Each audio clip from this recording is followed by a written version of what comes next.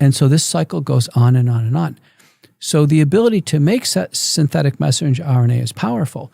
But the reason why the development program stumbled so long is that it was immediately dissolved by these enzymes. So Carrico and Weizmann, who won the Nobel Prize in 2023, I believe, they came up with a process of replacing one of the base pairs in the code in messenger RNA, uracil, for a synthetic one called pseudouridine. Once that happened, they were able to make the messenger RNA indestructible. Human enzymes can't break it down. Now it's game on. Now it's ready. So now Carrico and Weizmann, 2023 Nobel Prize. But this was after COVID had come out. And I know, but the work was done. Don't forget, Nobel Prize is usually granted for 20 years of work. So, they were working on this for years. So Pfizer and Moderna, when they went through their decision-making on this, they tried, let's try to just replace 25% of the uracils. Well, it still gets dissolved. 50% still gets dissolved. 75%. They finally said, screw it. Replace all of it. Let's make it fully synthetic. Well, let me tell you what.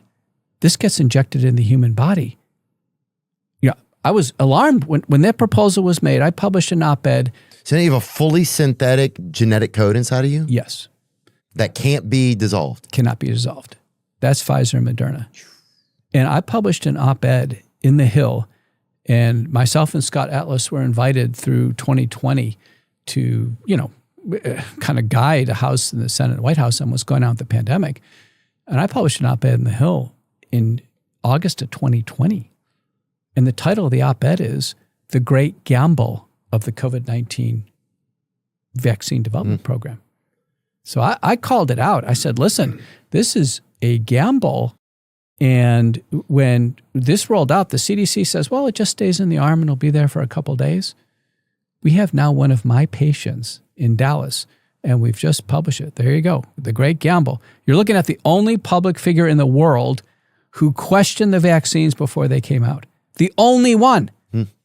You can't find another person who put it in writing big time before they came out. They came out December. Pete. They came out December of 2020. No one did. P-Mac. No one did. There's no one else did it. I mean, the point I'm making is the entire world was seduced by this technology. For sure. The seduction was overwhelming. Every country signed on to this.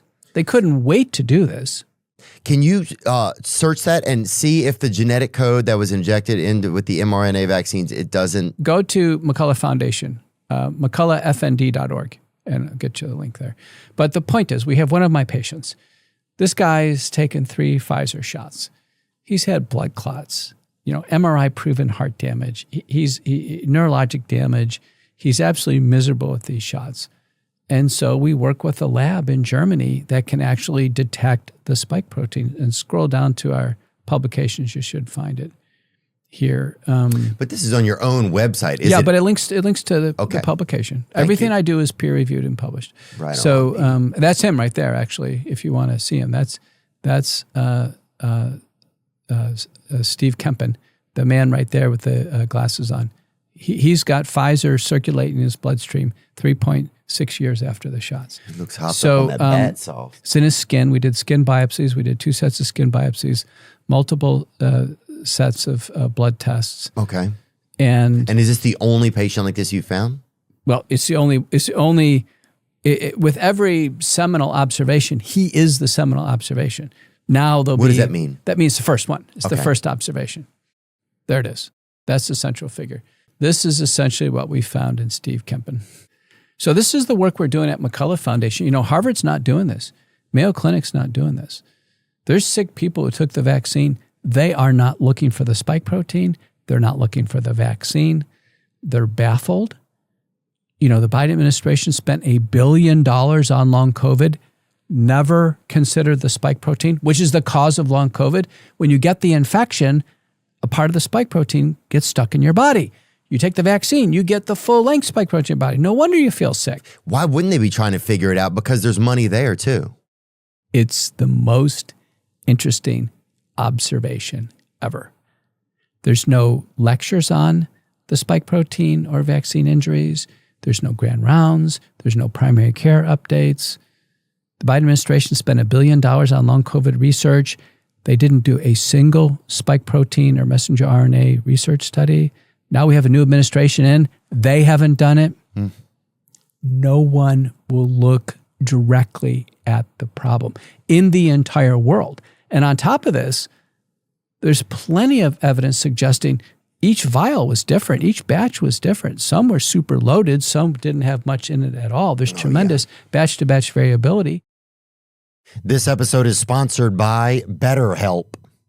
You know, it's March. You know it. We can't hide it. And this month, we're celebrating International Women's Day. And let's take a second to appreciate some of the strong women in our lives. It could be a teacher, a sister, a mother, maybe just a strong boss, maybe a bus driver. You know, it can be easy to overlook how much women do for us. And they deserve a place to feel safe and to take care of their emotional well-being. With over 30,000 therapists, BetterHelp is the world's largest online therapy platform, having served over 6 million people globally. And it works. Your emotional well-being matters. And so does your mother's or your sister's or any of your female friends. You can find support for yourself or others and feel lighter with therapy. Sign up and get 10% off today at betterhelp.com/Theo. That's betterhelp.com/THEO. Is pornography causing a problem in your life? Do you find yourself watching porno for longer periods of time and having trouble stopping? Is porn affecting your relationship or dating life? Well, you're certainly not alone.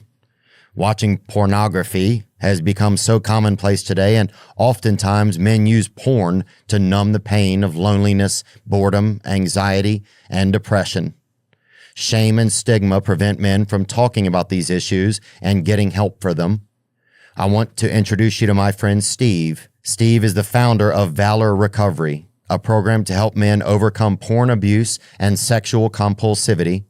Steve is a long-term sexual recovery member and has personally overcome the emotional and spiritual despair of abusing pornography and has dedicated his life to empowering men to do the same.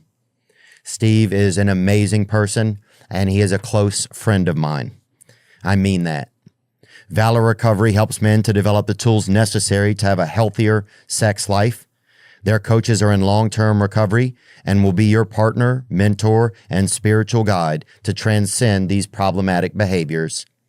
To learn more about Valor Recovery, please visit them at www.valorrecovery.com.